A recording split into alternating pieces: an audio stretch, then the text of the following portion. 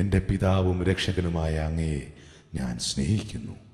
തൽക്ഷണം അയാൾ മരിച്ചു. ഇപ്പോൾ ഇവിടെ എൻ്റെ മുൻപിലുണ്ട്. ഞാൻ ഈ ആത്മാവിനെ പൈതൃകമായ സ്നേഹത്തിലാണ് വിധിക്കുന്നത്. എൻ്റെ പിതാവേ എന്ന് ഇയാൾ എന്നെ വിളിച്ചു. രക്ഷിക്കപ്പെടുകയും ചെയ്തു. കുറച്ചുനാൾ ശുദ്ധീകരണ സ്ഥലത്തിൽ കിടക്കും. അത് കഴിഞ്ഞ് അനന്തകാലം സൗഭാഗ്യത്തിൽ. ജീവിതകാലത്ത് അനുദപിച്ചാൽ ഇയാളെ രക്ഷിക്കണമെന്ന് ഞാൻ വിചാരിച്ചിരുന്നു.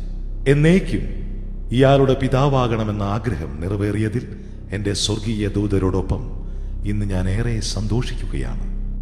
നീതിയിലും വിശുദ്ധീകരിക്കുന്ന കൃപയിലും കഴിയുന്നവരെ സംബന്ധിച്ചിടത്തോളം അവരിൽ ജീവിക്കുന്നതിലാണ് എൻ്റെ ഏറ്റവും വലിയ ആനന്ദം. ഞാൻ അവർക്ക് എന്നെ മുഴുവനായി നൽകുകയാണ്. അവരിലേക്ക് ഞാൻ എൻ്റെ ശക്തി പ്രസരിപ്പിക്കുന്നു. എൻ്റെ സ്നേഹത്തിലൂടെ അവരുടെ പിതാവും രക്ഷകനുമായ എന്നിൽ അവർക്ക് സ്വർഗത്തിൻ്റെ മുന്നാസ്വാദനം ലഭിക്കുന്നു. ആമേൻ.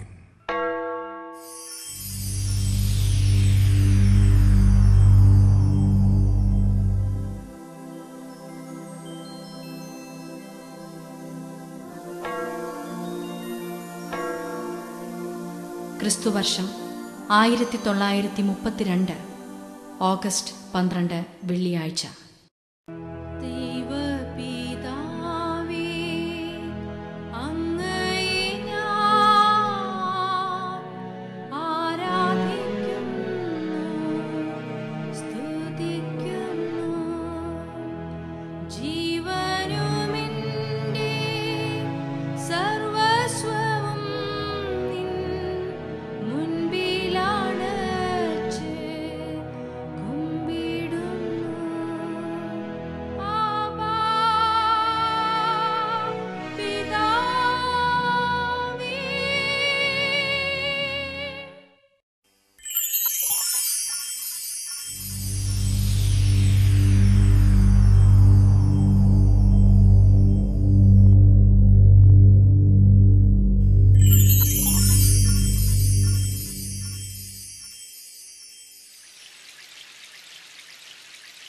ഞാനിതാ ജീവജലത്തിൻ്റെ ഒരു ഉറവ തുറക്കുന്നു.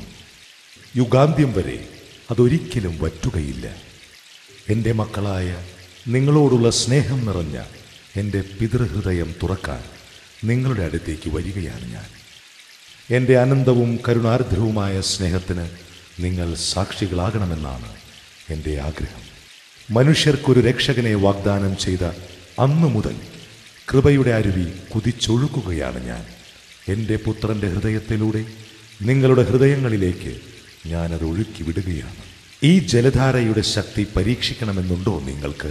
എങ്കിൽ എന്നെ അറിയാനും ഞാൻ ആഗ്രഹിക്കുന്നത് പോലെ എന്നെ സ്നേഹിക്കുവാനും നിങ്ങൾ ആദ്യം പഠിക്കണം. പിതാവായി മാത്രമല്ല, സുഹൃത്തും വിശ്വസ്തനുമായി നിങ്ങൾ എന്നെ സ്നേഹിക്കണമെന്നാണ് എൻ്റെ ആഗ്രഹം. ഞാൻ ഈ പറയുന്നതിൽ നിങ്ങൾ എന്തുകൊണ്ടാണ് വിസ്മയിക്കുന്നത്? നിങ്ങളെ ഞാൻ എൻ്റെ ഛായയിൽ സൃഷ്ടിച്ചില്ലേ? പിതാവും സൃഷ്ടാവുമായ ദൈവത്തോട് പരിചിത ഭാവത്തിൽ സംസാരിക്കുമ്പോൾ നിങ്ങൾക്ക് അപരിചിതത്വം ഒന്നും ഉണ്ടാകാതിരിക്കാനാണ് ഞാൻ അങ്ങനെ ചെയ്തത്. കാരണമുണ്ട്. എൻ്റെ യഥാർത്ഥ നന്മയിലൂടെയാണ് നിങ്ങൾ എൻ്റെ പൈതൃകവും ദൈവികവുമായ സ്നേഹത്തിൻ്റെ മക്കളായി തീർന്നത്. എൻ്റെ പുത്രൻ എന്നിലും ഞാൻ അവനിലുമുണ്ട്. ഞങ്ങൾ അന്യോന്യം കൈമാറുന്ന പരിശുദ്ധാത്മാവ് എന്ന സ്നേഹത്തിൽ ഞങ്ങൾ വസിക്കുന്നു. അവിടുന്നാണ് ഞങ്ങളെ ഈ സ്നേഹൈക്യത്തിൽ ഉറപ്പിച്ചു നിർത്തുന്നതും ഏകമാക്കുന്നതും. ആ നീരുറവയുടെ ഭാജനം എൻ്റെ പുത്രനാണ്.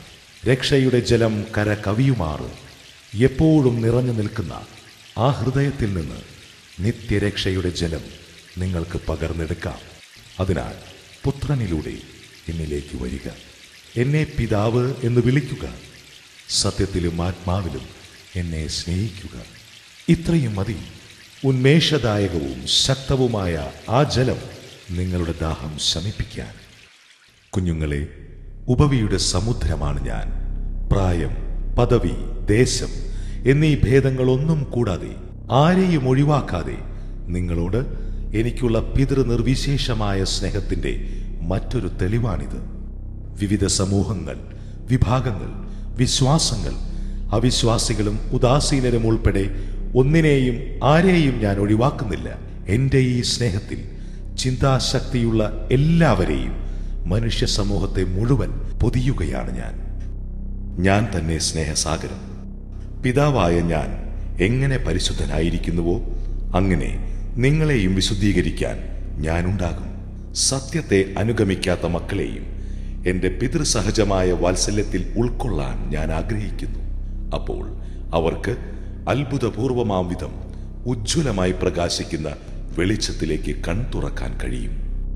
ഇത് സമയത്തിന്റെ ആരംഭം മുതൽ മുൻകൂട്ടി കണ്ടിരുന്നതും കാത്തിരുന്നതുമായ കൃപാവരത്തിന്റെ കാലം. നിങ്ങളോട് നേരിട്ട് സംസാരിക്കാനാണ് ഞാനിവിടെ വന്നിരിക്കുന്നത്. നിങ്ങൾ ഒറ്റയ്ക്കല്ല. ഒരു പിതാവ് എപ്പോഴും നിങ്ങളെക്കുറിച്ച് വിചാരിക്കുകയും തന്റെ സ്നേഹത്തിന്റെ അളവറ്റ ആനുകൂല്യങ്ങൾ നിങ്ങൾക്ക് തരികയും ചെയ്യുന്നുണ്ട്. ഞാൻ നിങ്ങളുടെ കൂടെയുണ്ട്. ഈ സത്യം വിശ്വസിക്കുക. ദൈവം ആഗ്രഹിക്കുന്നത് പോലെ മനുഷ്യർ അവിടുത്തെ സ്നേഹിക്കുകയും ബഹുമാനിക്കുകയും ചെയ്യുന്ന ഒരു കാലം വരും എന്ന തിരുവചനങ്ങൾ അനുസരിക്കുകയും ഈ സമയത്തെ പ്രയോജനപ്പെടുത്തുകയും ചെയ്യുന്നവർ ഭാഗ്യവാന്മാർ. എന്തുകൊണ്ട്? തിരുവചനം തുടർന്ന് ചോദിക്കുന്നു. ഉത്തരവും അതിലുണ്ട്. എന്തുകൊണ്ടെന്നാൽ സ്നേഹബഹുമാനങ്ങൾക്കും സ്തുതിക്കും എന്നും യോഗ്യൻ അവിടുന്ന് മാത്രമാകുന്നു.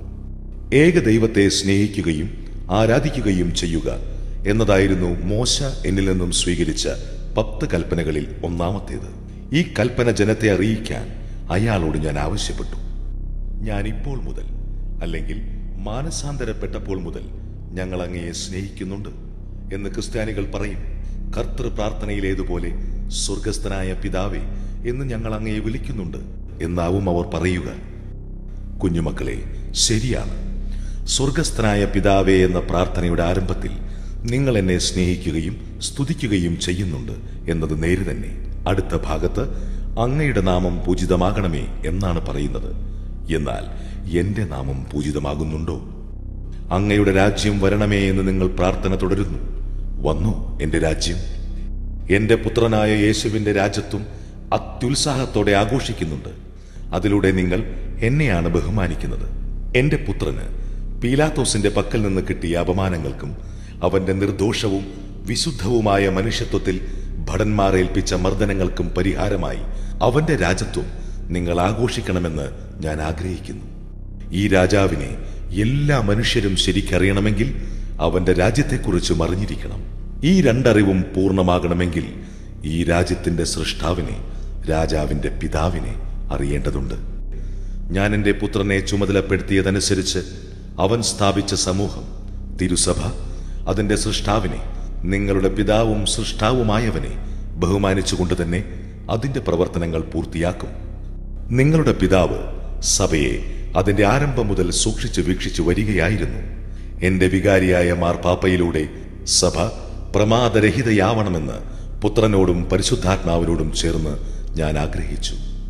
ഹൃദയാലുവും കൃപാനിധിയും നന്മ നിറഞ്ഞവനും ഔദാര്യമാർന്ന പിതാവുമായ എന്നെ ഈ നിലകളിൽ ക്രിസ്ത്യാനികൾ അറിയുന്നെങ്കിൽ അവർ ഈ വിശുദ്ധമായ മതം കൂടുതൽ ആത്മാർത്ഥതയോടും തീക്ഷ്ണതയോടും കൂടി അനുസരിക്കുകയില്ലേ?